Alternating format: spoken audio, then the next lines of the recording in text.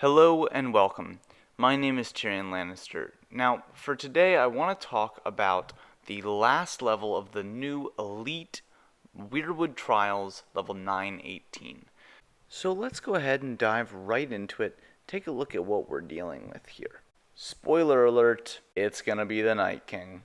So notice first that the Night King actually deals 0 attack, but he's got a lot of health and a lot of defense.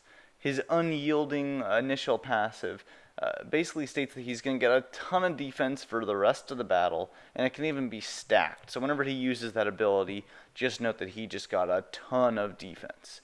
But beyond that, he also has this ability where every 10 seconds, he'll do about 15% of your max health damage, and then he has these sacrifice abilities. So the way these sacrifices work is when he reaches 80%, he sacrifices one ally, then he is going to restore a little bit of max health for himself. Pretty net positive for you, the fact that he has to sacrifice an ally.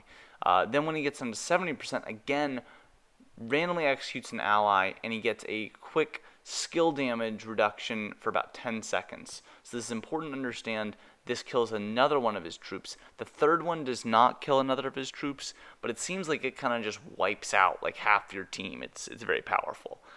But that's not all. We also have these infantry to deal with. As you can see, the infantry is going to have a lot of health, a lot of defense, going to recover 8,000 health, but most importantly, every 10 seconds it's going to give all allies an 80% attack damage reduction. Every 10 seconds. So that's basically a permanent 80% reduction. But wait, there's more. We've got a cavalry here that has similarly crazy high health and defense stats. Going to be recovering a lot of health with both of its abilities. Frankly, this guy's just going to take a long time to kill, but definitely not quite as problematic as the infantry was. Last but certainly not least, we have our Spearman. This guy has slightly lower defense stats, slightly less health, slightly easier to kill, and as you can see, it just applies a debuff at the very start, reducing our rage recovery and attack by 60%. Definitely not nothing. We want to get this guy out of the way as quickly as possible. So, Tyrion, how do you beat this, you might be asking? Well, let me first show you how not to beat it. So to explain my strategy here, I have Julian and Theon, both paid commanders that are very good at dealing damage. I've also got Winston in there, because Winston cleans off any armor or anything or damage reduction that they have, so I was hoping he was going to help out in that way. Sabrina does a lot of skill damage, Sheila does a lot of damage, and then I obviously have Simon in there to heal. So I kind of was optimistic about this lineup, and as you can see, I'm just kind of hitting the Night King down. I got him down to 80%, so he took out his Spearman, and now I'm kind of focusing just on the last 3. Again, just focusing everything on the Night King, trying to utilize his abilities that kill one of his own, and hoping that that's going to help in some way. Just kind of keep hitting them. Unfortunately, as you can see, some of my commanders can't quite reach him because they're too far away, so I have to use my abilities on some of the other commanders, but as you can see, he just took out the cavalry too, so now I'm focused just on the infantry and the Night King. Unfortunately for me, that infantry is kind of hard to kill anyway, but just going to keep focus on the Night King, see what I can do here. Trying to use as many abilities as possible on both of them, but when they can't, always default to the Night King. But as you can see, a lot of my troops are attacking the infantry anyway. So after a little bit here, I'm not 100% clear why this is going to happen, but he just kind of kills off half my troops.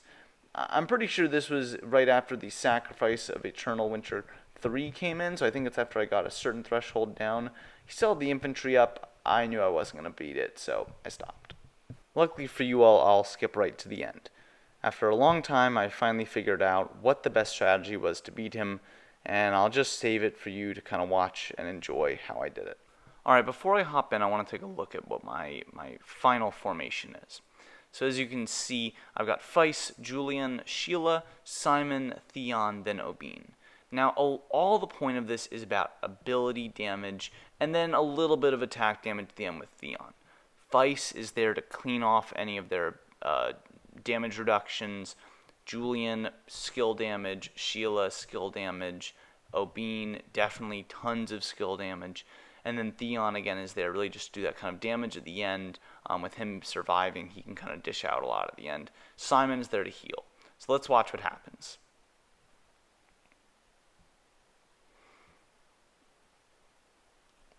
Alright, right off the bat, again, as we can see, we're not doing a whole lot of actual attack damage to them. And what you'll see I do here is I'm going to immediately start using my skills all on the nearby Spearman. My reasoning for this is that I want to try to take him out quickly and early. He's the easiest one to kill. Also, notice that I've got Obene in a spot where he can hit all of them every single time. So as you can see, I'm pouring all of my abilities onto that Spearman. I'm using Feist to clear off any of his attack reduction or skill damage reduction, throwing Sheila's ability on him, throwing Julian's, and I'm really not taking that much damage right now, so it's not a huge deal. But as you can see, I'm slowly chipping away. Almost all of the damage is coming from those skills, or from once immediately after Feist clears off some of the attack damage reduction. I'm sometimes able to get a little bit in. Once it gets low, I start to distribute the damage a little bit more, but I got him down. He is dead, and now my key is going to be to focus on the others. You can see I'm about to kill him with Obene. Perfect, he's dead.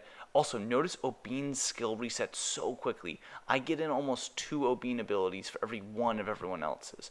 But now my focus turns to the Night King. I want to hit the Night King because I want him to eliminate the other 2 for me with his abilities. Remember, he will randomly kill an ally. I want him to kill his 2 most powerful allies that would normally take me the longest to get rid of. So that's what I'm doing here, focusing all of my abilities on the Night King. You see he already took out one of them. He's about to take out his second one. And again, once he takes out that second one, okay, there you go, it's now dead. I do get reduced skill attack on him. You can see that I just used one, it didn't do a whole lot. But it's time to kind of rein in the pain. I've got all 6 of my troops up. I'm just going to try to do as much damage as possible, get him to use his final ability. There they go. He just killed off like half my troops. All I've got left is Theon and Obene, but luckily they are enough to pull through just in the nick of time. Hope you guys enjoyed this. Again, this was not easy. It took a lot of experimenting around, a lot of different tries, but I hope you found this helpful. Again, I believe there are probably other formations that could have worked, but this is the one that worked for me. I hope it works for you. Until next time, this is TyrionLanstr. Have a great rest of your day, and goodbye.